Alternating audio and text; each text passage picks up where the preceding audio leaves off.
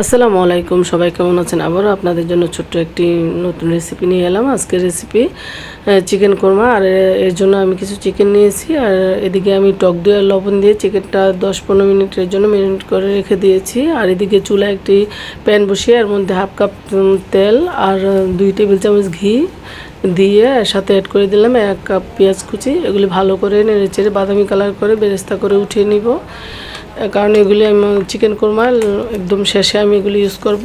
এর সাথে আবার এই তেলের মধ্যে আমি দিয়ে দিচ্ছি কিছু আস্ত গরম মশলা, তেজপাতা, দারচিনি, এলাচ আর বড় কালো এলাচ দিয়ে দিলাম। এগুলো একটু নেড়েচেড়ে দিয়ে দিচ্ছি কুচি করা কিছু পেঁয়াজ, আবারও একটু নেড়েচেড়ে এর সাথে অ্যাড করে দিব এখন আদা বাটা, রসুন বাটা, হালকা করে এগুলি কষিয়ে নিব। তারপর আবারও অ্যাড করে দিব পেঁয়াজ বাটাটা অ্যাড করে তারপরে এগুলি কিন্তু আমি সব মশলাগুলো আমি শিলপাটা বেটে নিয়েছি। শিলপাটা বেটে নিলে রান্নাটা একটু টেস্ট হয় বেশি।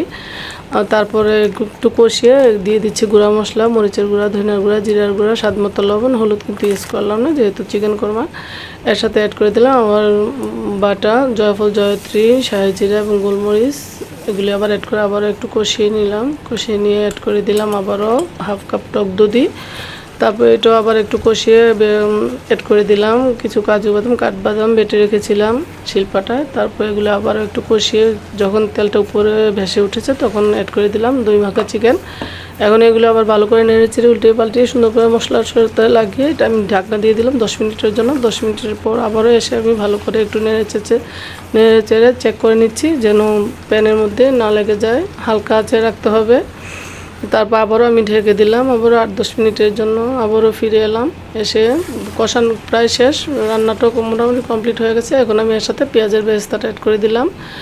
তারপরে এখন আবারও অল্প করে হাফ কাপ দুধ দিয়ে দিলাম পুরোপুরি সম্পূর্ণভাবে সিদ্ধ হওয়ার জন্য রান্নাটা। তারপর আবারও 5-6 মিনিটের জন্য আমি একটু ঢেকে দিব। যখন মাখা মাখা হবে, তেলটা উপরে বেশি আসবে, তখন আমি অ্যাড করে দিব 4-5টা কাঁচামরিচ অ্যাড করে তার সাথে আবারও অ্যাড করে দিবে অল্প করে কেওড়ার জল তার সাথে অ্যাড করে দিবে 1 চামচ চিনি। টেস্টের ব্যালেন্সটা ঠিক থাকবে। এর সাথে অ্যাড করে ভালো করে নামিয়ে ফেলবো। আমার চিকেন কোরমা কিন্তু হয়ে গেছে। এখন সার্ভ করবো। ভালো লাগলে লাইক কমেন্ট শেয়ার করবেন। আল্লাহ হাফেজ।